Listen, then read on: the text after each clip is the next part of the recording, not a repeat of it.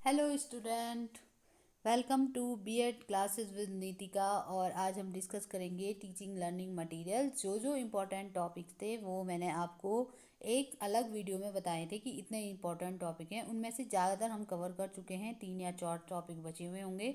उनमें से एक हम यहाँ डिस्कस करेंगे, टीचिंग लर्निंग मटेरियल, जिसको शॉर्ट फॉर्म में हम टीएलएम कहते हैं।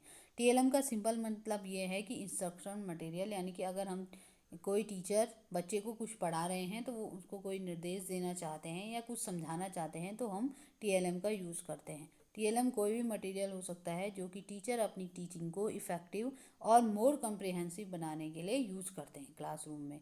ओके।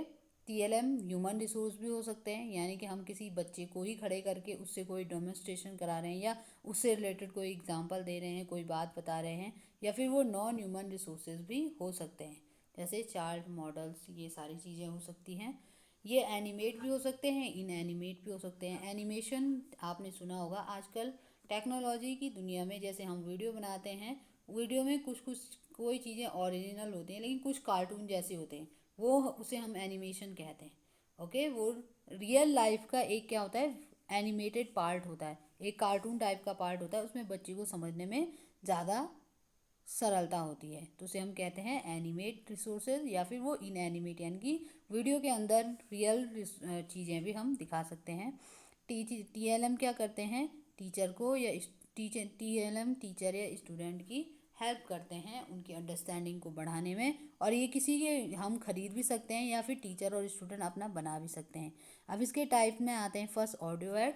ऑडियो ऐड ऐसी चीज़ें होती हैं जो बच्चे को ऑडिटरी सेंस के थ्रू स्टिमुलेट करती हैं। ऑडिटरी सेंस यानी कि सुन करके हम कुछ बता रहे हैं, हम किसी चीज़ का प्रयोग कर रहे हैं जो कि बच्चा जिसको सुन रहा है उसे हम ऑडियो ऐड कहते हैं। जैसे हम किसी कैसेट का यूज़ कर रहे हैं, टेप प्लेयर्स का यूज़ कर रहे हैं, रेडियो का यूज़ कर रहे हैं, टेप रिकॉर्डर का यूज़ कर रहे हैं, जहाँ पर ये जो ऑडियो ऐड्स होते हैं ये बच्चे को मेमोराइज करने में हेल्प करते हैं। किसी भी चीज़ को उनकी जो मेमोराइज, जो उन्हें याद करना है, उसको ईजियर बनाने के लिए ऑडियो ऐड यूज किया जाता है।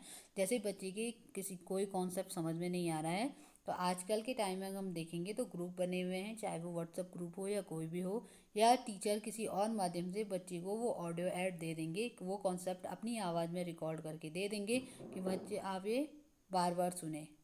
ओके। और फिर बच्चा सुनेगा। ठीक है।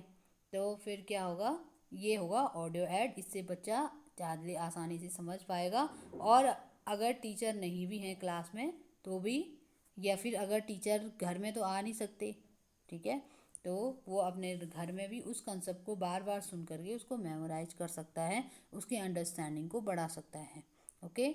और जो हमारे ऑडियो एड्स होते हैं ये लैंग्वेज वालों के लिए ज़्यादा इंपॉर्टेंट होते हैं या फिर उनके ज़्यादा हेल्पफुल होते हैं, क्योंकि उनको प्रोनाउंसिएशन पर फोकस करना होता है। तो अगर हम किसी को अपना ऑडियो भेज रहे हैं, हम अपना प्रोनाउंसिएशन हमारा अच्छा है, हम उसे अपना ऑडियो रिकॉर्ड करके भेज रहे हैं, तो बार बार सुन करके उसका भी प्रोनाउंसिएशन अच्छा हो जाएगा, उसकी लैंग्वेज लर्निंग अच्छी हो जाएगी। ओके।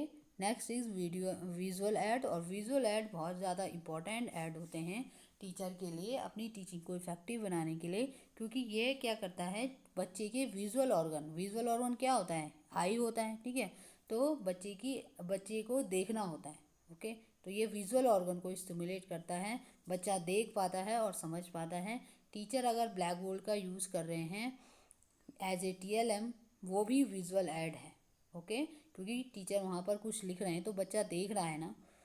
ओके। अगर टीचर कुछ बोल रहे हैं, बोल के बच्चे को लिखा रहे हैं, तो वो ऑडियो ऐड हो गया, ठीक है। ये किसी टेक्स्ट बुक से बोल रहे हैं तो बच्चा सुन रहा है, वो तो ऑडियो ऐड हो गया। लेकिन टीचर ब्लैक बोर्ड का यूज़ करें तो ब्लैक बोर्ड एक विजुअल टीएलएम हो गया। ओके। वैसे ही जैसे चार्ट हो गए, मॉडल्स हो गए, या हम कोई रियल ऑब्जेक्ट ले जाते हैं, जैसे एसएसटी में हम ग्लोब के बारे में पढ़ते हैं तो टीचर ग्लोब को ले जा सकते हैं, या फिर मैप के बारे में पढ़ते तो मैप को ले जा सकते हैं। उनमें जो भी colours, lines, patterns, colourful image जो भी यूज़ हो रहा है, वो सारी चीज़ें क्या होती हैं, विजुअल टीएलएम के अंदर आती हैं।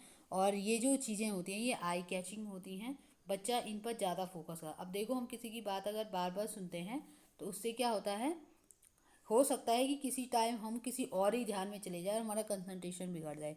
लेकिन विजुअल ऐड में क्या होता है, जब हम अच्छे से अपना, हम यानी कि जो टीचर्स होते हैं वो अपने विजुअल ऐड को अगर अच्छे से प्रेजेंट करें, अच्छे से बताएं। ये चार्ट है, बहुत अच्छा चार्ट बनाएं, बहुत इंटरेस्टिंग चीज़ एज ए विजुअल ऐड ले जाएं, तो ये बच्चे के लिए आई कैचिंग हो जाता है और यहाँ पर लर्निंग को फैसिलिटेट करता है, लर्निंग को ईजी बनाता है। ओके। अब एक चीज़ होती है जो ऑडियो और विजुअल दोनों तरीके का हो, जैसे वीडियो, वीडियो में बच्चा देखता भी है और सुनता भी है, तो इसे हम कहते हैं ऑडियो विजुअल ऐड। ओके। जैसे एलसीडी प्रोजेक्टर हो गए, टेलीविज़न हो गया, कंप्यूटर हो गया, या फिर वर्चुअल क्लासरूम। वर्चुअल क्लासरूम का मतलब क्या है? ऑनलाइन लर्निंग, जैसे हम गूगल मीट पे देखते हैं, स्वयं क्लासेस पे देखते हैं, जूम क्लासेस पे देखते हैं, तो ये सारी चीज़ें क्या हैं? ऑडियो विजुअल ऐड हैं। इसके ज़रिए बच्चा अपने दोनों ऑर्गन्स को इंगेज करके रखता है, हियरिंग ऑर्गन और एक विजुअल ऑर्गन, यानी कि ईयर और आइज दोनों को बच्चा इन्वॉल्व रखता है, इंगेज करता है अंडरस्टैंडिंग में कोई भी चीज़ जो भी टीचर समझा रहे हैं। ओके। यहाँ पर ज़रूरी नहीं है कि टीचर ही हों, टेलीविज़न है तो टेलीविज़न से भी बच्चा सीखते हैं, ऑडियो से सीखता है, विजुअल ये देख भी रहा है, सुन भी रहा है। ओके। तो ये क्या है? ऑडियो विजुअल ऐड है। ओके। इसमें इतना ज़्यादा कुछ नहीं है, बस ये नोट्स हैं और मैं आपको इसको थोड़ा एक्सप्लेन कर रही हूँ, बाकी ये आपके समझ में आ रहा होगा। नेक्स्ट है कैरेक्टरिस्टिक्स। इसके कुछ कैरेक्टरिस्टिक्स हैं, क्या होने चाहिए। Teaching learning, these learning materials should be appealing to the learner. Use of design and different shade will make the TLM more appealing. ठीक है। तो जो हमारे लर्निंग मटेरियल्स हैं वो बच्चे के लिए ज़्यादा अपीलिंग होने चाहिए, उन्हें समझ में आने चाहिए। ठीक है। और जो भी हम डिज़ाइन और जो भी डिफरेंट शेडेड हम यूज़ कर रहे हैं वो TLM को ज़्यादा इफ़ेक्टिव बनाते हैं। Okay. Student must be able to use TLM to learn new concept and ideas. अब देखो, हमारा जो TLM होना चाहिए वो स्टूडेंट के लेवल के हिसाब से होना चाहिए। ऐसा नहीं कि बच्चा 6 क्लास का है और हमने TLM उसको 11th क्लास का कोई हार्ड सा मॉडल हम बना के ले गए। बच्चे के तो पहले तो कंटेंट उसे समझ में नहीं आ रहा कि टीचर क्या पढ़ा रहे हैं, और वहाँ हम उसे मॉडल भी दिखा रहे हैं, तो यहाँ पर जो हमारा TLM का जो यूज़ होगा वो एकदम से निरर्थक हो जाएगा, उसका कोई मीनिंग नहीं रहेगी, वो मीनिंगलेस हो जाएगा। हमें क्या करना है? ऐसा TLM बनाना है जिसको बच्चा खुद भी यूज़ करने में एबल हो और बच्चा उससे नए कंसेप्ट और आइडियाज़ सीखता हो। Okay. Next is the content material should provide appropriate knowledge to student. जैसे मैंने अभी बताया, जो भी हमारा कंटेंट मटेरियल है, जो भी हम TLM यूज़ कर रहे हैं, वो बच्चे को अप्रोप्रिएट नॉलेज देना चाहिए। ऐसा नहीं कि हम पढ़ा कुछ और रहे हैं और TLM यानी कि चार्ट में हमने कुछ और ही बना दिया। बच्चा एक यहाँ से तो कंटेंट उसने कुछ जरा जरा कुछ सीखा होगा, लेकिन TLM का जैसे हमने यूज़ किया बच्चा कंफ्यूज हो गया कि यहाँ तो टीचर ये पढ़ा रहे हैं, वहाँ टीचर ये, तो उनको एक अप्रोप्रिएट नॉलेज बच्चे को उसके थ्रू प्रोवाइड किया जाना चाहिए। They should feel that they are adding to their existing knowledge base through the learning material. Okay. जैसे मैंने अभी बताया कि जो हम कंटेंट पढ़ा रहे हैं वही उसी से रिलेटेड अगर TLM होगा तो बच्चे को लगेगा कि हाँ, TLM के थ्रू मैंने कोई नया नॉलेज ऐड किया है अपने पुराने नॉलेज में। जो हमने उन्हें बुक से कंटेंट पढ़ाया वो उनका अब पुराना नॉलेज हो गया, और जो हम उन्हें TLM के थ्रू यानी कि एक्सपेरिमेंट के थ्रू जो हम उन्हें समझाने जा रहे हैं वो उनके लिए नया नॉलेज हो गया। तो उन दोनों में अगर कनेक्शन रहेगा तो बच्चे को लगेगा हाँ, ये मैंने पहले पढ़ा था, ये इससे रिलेटेड टीचिंग मटेरियल है। और अगर हम कुछ टीचिंग मटेरियल कुछ और कंटेंट कुछ यानी कि बुक से जो हमारा पढ़ाई का जो हमने पढ़ाना है वो कुछ और है, तो बच्चा इससे कंफ्यूज हो जाएगा। ओके। तो टीचिंग लर्निंग मटेरियल के हिसाब से हेल्प से टीचर अपने जो जो उनकी जॉब है, जो उनका पढ़ाने का प्रोफेशन है, जो वो पढ़ा रहे हैं उसको भी उसके प्रति ज़्यादा अटेंटिव हो जाएंगे। देखो, एक टीचर है वो अपने बच्चों के लिए लगातार काम में लगे हुए हैं, लोग घर आते हैं अपने लिए चार्ट में अपने स्टूडेंट, उनके मन में क्लास में ख्याल आता है कि हाँ, इस पर्टिकुलर सिलेबस कंटेंट का मुझे TLM बनाना है, तो वो भी खुद अटेंटिव रहेंगे अपने प्रोफेशन के प्रति। उन्हें ध्यान रहेगा कि मुझे मेरा प्रोफेशन बच्चों को अच्छे से अच्छी नॉलेज देना है, वो हमेशा उसके प्रति एफर्ट करते रहेंगे, एफर्टिंग रहेंगे। ओके। तो TLM का भी ये यूज़ हो सकता है टीचर्स के लिए। Okay. As a result it enhance the learning environment in the class. और फिर क्या होगा? देखो, अगर टीचर अपने जॉब के प्रति यानी कि टीचर अगर अपनी टीचिंग के प्रति अटेंटिव है तो इससे बच्चे का, इससे जो क्लासरूम का इन्वायरमेंट होगा वो भी एक लर्निंग इन्वायरमेंट बन जाएगा, और इस लर्निंग इन्वायरमेंट को इन्हेंस करने में हेल्प करेगा दोनों का सहयोग। ओके। टीचर कंटेंट पढ़ाते हैं, उन्हीं से रिलेटेड TLM भी दिखाते हैं। TLM दिखाने से पहले टीचर को TLM बनाना होगा।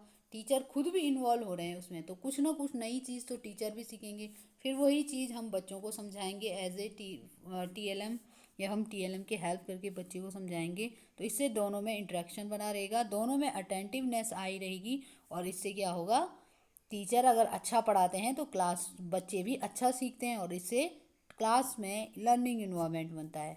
ओके, तो आई होप आपको ये समझ में आया होगा। इतना कठिन टॉपिक भी नहीं था, इसमें आप अपने भी कुछ लाइन्स जोड़ सकते हैं, बट मैंने नोट्स बनाए, so I shared with you. Thank you.